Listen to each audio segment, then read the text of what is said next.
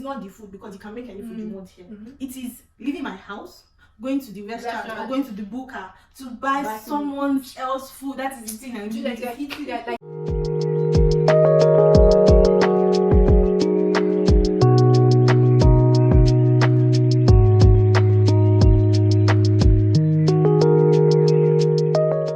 Hi guys, good afternoon, good morning, good night, depending on the time this video is hitting you.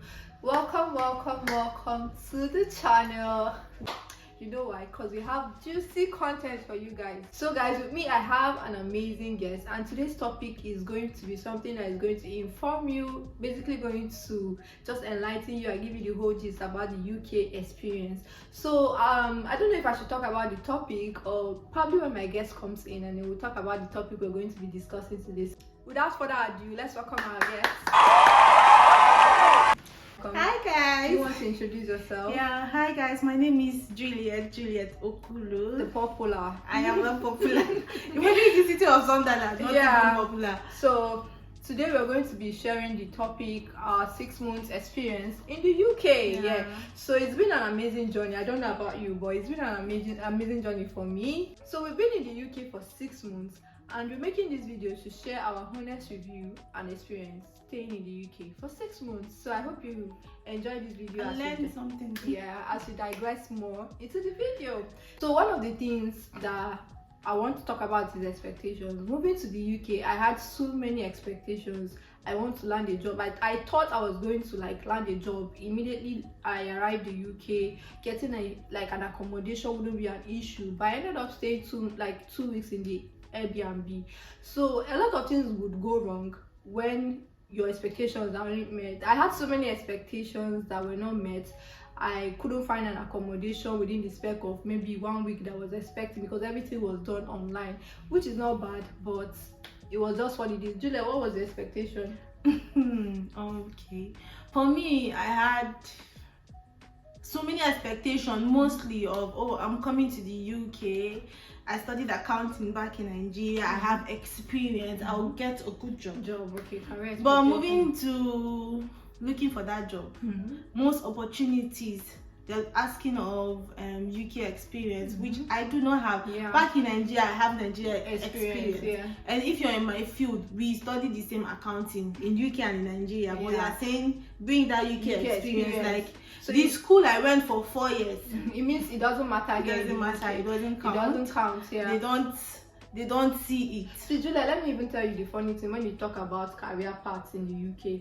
The funny thing is they prefer you to have a certificate to get from Coursera. They prefer it over your BSc. I don't even know if you've experienced something like that, because someone will say, oh, go to okay, go to there's this Florence, gather care certificate, which is free, and then you land a job, which is very funny. But you with a BSc, you have that one. It doesn't matter to them actually. That was my expectation. That I will get a good job. I'll dress well.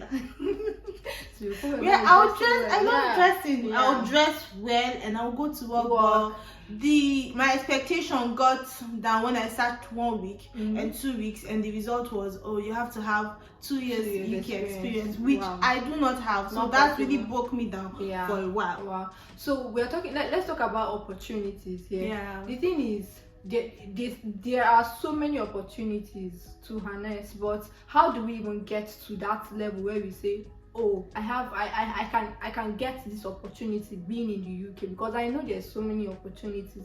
If you're building a career, it's very easy to actually start a career here in the UK, and within a year you're already doing very well. The opportunity will be limited as student, so we can do so many things as a student. You can't have a full-time job, you can't take government funds, you can't even take government loans. So the opportunity as a student is limited. So I think they just want you to come to the UK and do your study, just focus on your study and get it done. So the opportunity as a student is limited. But I believe after our education, we'll have so many opportunities we are awaiting. I think it's really very simple. If you want to be in your field, probably need experience of 6 months, and you probably start getting the job.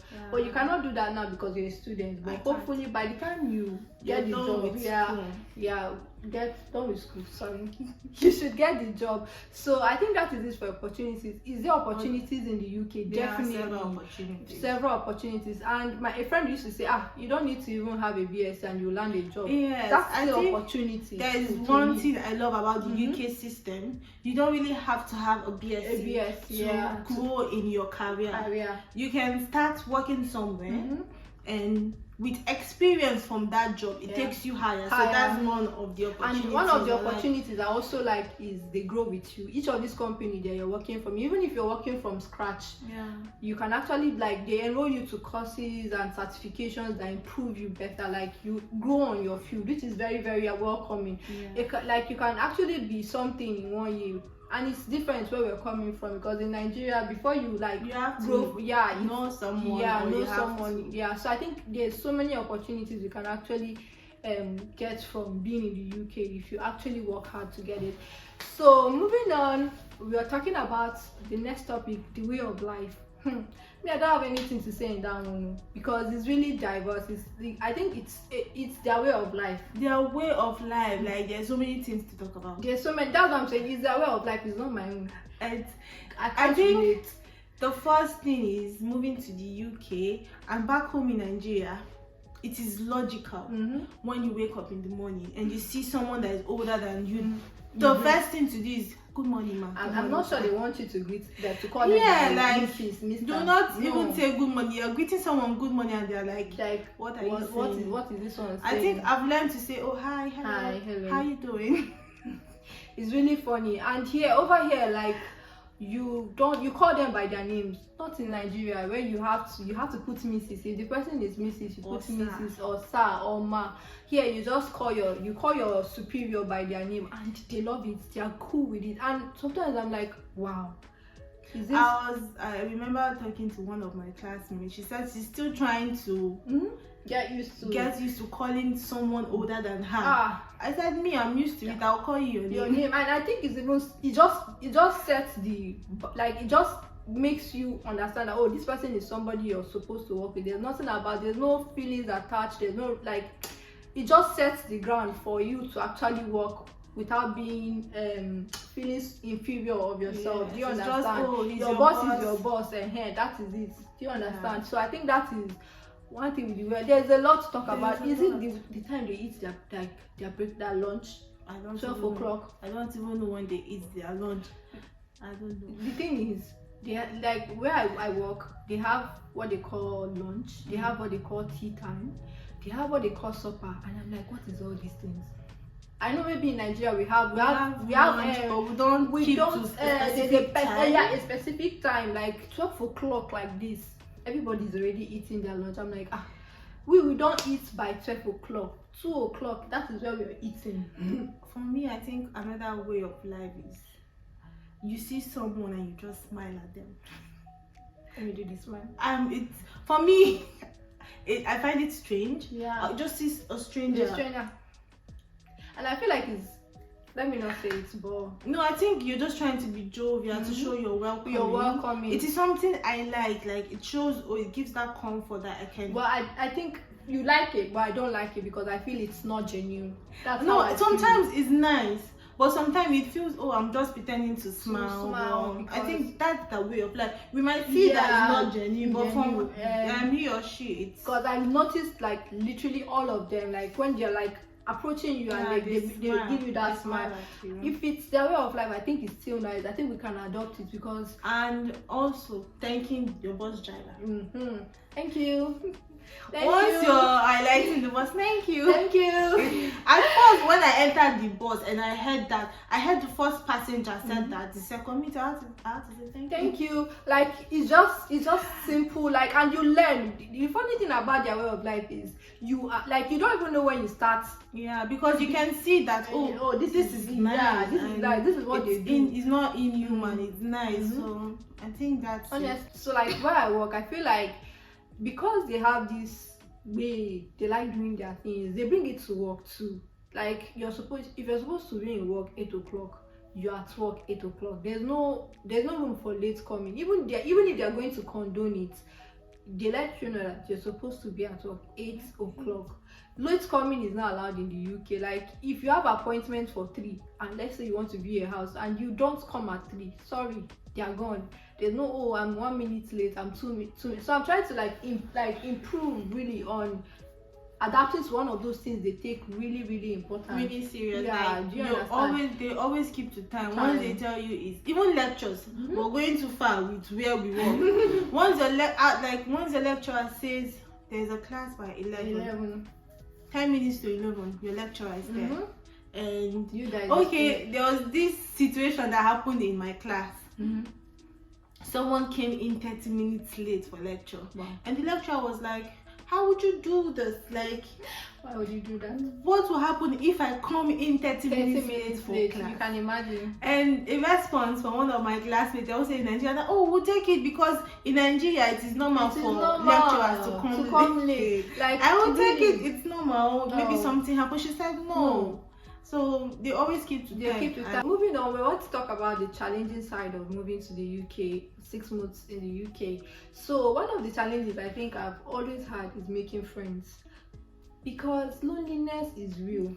It's if you're here with your partner, you don't know what you have, honestly speaking. So I've always had challenges with waking up early, because literally if you're going to work, you have to be on time. So it means if you have a 7 o'clock shift, you're leaving home 6 o'clock. These are really like little challenges I have, but like she said, it really gets lonely. I am married. I came to the UK with my husband, and so many times I try to imagine myself in the UK without anybody. Like you would run mad, or you fall into depression. It's real. Because you go to work, aside work, you go to school, and that's just your life basically. Every day I tell my husband, imagine say I don't come to this UK without you. Like I think immediately after my master's, I doubt I'll be able to stay that long. Are you serious? Yes, because I have a twin sister, and we're close, and my family were very close, and it's very difficult even to make friends. Because nobody has time. Everybody's going to work, and let's hang out. You will calculate. I was spending £20. But it's not even about. I don't think it's even that. When it comes to hanging out and going out and being out, it's not even about the money. It's the availability, because I might be free on Wednesday. And you're going to work on Wednesday. So it won't work. So there's no. I think basically in this UK you have to force the social life, because if you don't make time, that's how you're basically going to be doing the same thing over and over again. You go to work, go to school, and it's just going to be a cycle. And it gets really lonely. It gets lonely.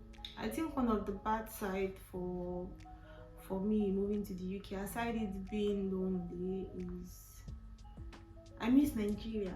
Why do I feel like you're getting emotional? I'm not getting emotional, but I miss Nigeria. You know, back in Nigeria, like here, everywhere is quiet. Like there's no noise. And you're going to the bus stop, you just wait for your bus. You know when you're going to the bus stop in Nigeria, and all those drivers. That fun. So you miss the craziness. I miss that crazy, that loud Nigeria. That's our vibe, that Nigeria vibe. Do you know I was asking somebody, I was like, are we allowed to play music in a car, play loud music? No, you can. Oh really? Yes, I've heard so many people play loud music. Yeah, you can, but it's that Nigeria vibe, that hailing, that see fine girl. Who want everybody's minding their business. Minding your business. Let's talk about the food. I think I miss Nigerian food. Yeah, but you can still make Nigerian food here. For me, it is not the food, because you can make any food you want here. It is leaving my house, going to the restaurant or going to the booker to buy someone else's food. That is the thing I mean. Juliet, you're hitting. You're just saying my mind. I told my husband, anytime we reach Nigeria, there's one restaurant we used to go to. So you're in the UK and you're already thinking of Nigeria. My body is in the UK. My mind is in Nigeria. I told him we'll go to Jetro. Even he will say we'll go to Jetro. You see that afang soup. And these are the things back home in Nigeria we do not appreciate. It's true. No, I miss it. Yeah, I miss going to the book. Imagine like waking up and then you take your 1K in your wallet and you go out and don't buy. Give me rice. Give me stew. I think I miss that part generally. I remember if I was in New York, once it's 7 o'clock, there's this favorite spot I have outside the main road. 7 o'clock, I will use my 500 to go and buy afang, and I miss this. Like, and you will enjoy it. You can't even try £10 food, Nigerian food here. No, it I think we went to Newcastle. We bought ishewu. I couldn't even eat it because it tasted totally different. Even my husband, he couldn't eat it. It tasted totally different from the usual taste we have. Yeah. So we miss the food going out. And it's a challenge, because I think it's a challenge not being able to like access what you're used to just getting in a minute. So these are one of the challenges. Let's divert to, has it gotten better? Like, so far in the UK, what way do you think your life has improved? What experience have you gained that has improved your life?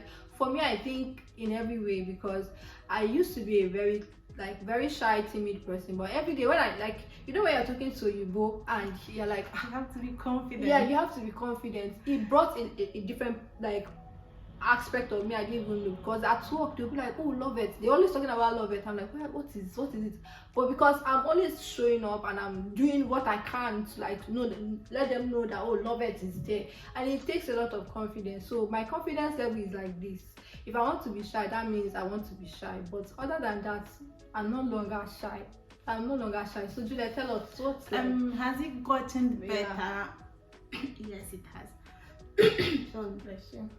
I remember when I moved to UK, I was like, oh my god, waiting bring me come here. I'm just speaking pidgin. For someone that is there with her husband. Like, every day I would wake up and what am I doing here? I don't want to stay in the UK. But I think last month I could speak to myself, oh, I'm enjoying it here. Like, mentally, I am not where I used to be. Socially, I am not where I used to be. In my place of work, I am not where I used to be. So it gets better. Even the financial aspect it gets better. You can go to work, you can make money, and you can use it for yourself. Do you understand? You know, oh, I am working for this money, and I can see that result. Unlike Nigeria, you go to work, and at the end of the month, what they pay you, it won't even be enough. So it really gets better, and it is. My 6 months, at first it wasn't easy. I won't lie to you. I had that regret. Oh, I want to go back to Nigeria. December, I couldn't. I stopped posting online on YouTube December, because I was at a point in my life where I just wanted to do nothing. I was just contemplating the whole relocating. But it's better right now. One thing with me is when I came to the UK, I think it got to a place where I was becoming depressed. And then in church, my pastor asked me, oh, Lovett, are you okay? I'm like, yes, I'm okay. He said, good, I need to buy vitamin D. I'm like, why? He said, because he expects that I should start getting depressed. I'm like, really? Because I'm depressed. I was hating going to work on time. All these things are like a way of depression. But then I was like, I think I'm even used to waking up early, going out. I'm not even worried, because before, when I came in here, I was like, no, I'm not going out today. Not today. I don't want to go out. But now, your baby girl is waking up regular. Like, if I have 3 days shift, I can wake up 6 o'clock, like, without even needing an alarm. So it just gets better. That's the truth. It improves yourself. There's room for improvement being in another country that is developed, because you can be in another country that is not developed, and my sister is still the same thing. You're just there. So basically that is all. And to be honest, I wouldn't say I regret coming to the UK. I don't know if you do, but I don't regret. I think we just started. We still have a very long way. So maybe in 1 year we're going to come back, and then we'll give them our 1 year experience and review. But in total, I love the experience. I've met Juliet. You can imagine, it's only UK that will give you Juliet. So UK and you too. Let me not forget you guys. So I'm loving the experience, and I'm grateful for every opportunity that comes with being in the UK for 6 months. In the UK for 6 months, it's been challenging, but it's been fun, and we would not have it anyway. No. We're grateful to God for where we are right now. So that is just it. So guys, I hope you enjoyed this video. I hope it enlightens you, you're informed, and you just basically see life in the UK through our camera or eyes. anyone. But I hope you enjoyed this video. Thank you guys for watching, and then we'll see you in the next video. Bye. Bye.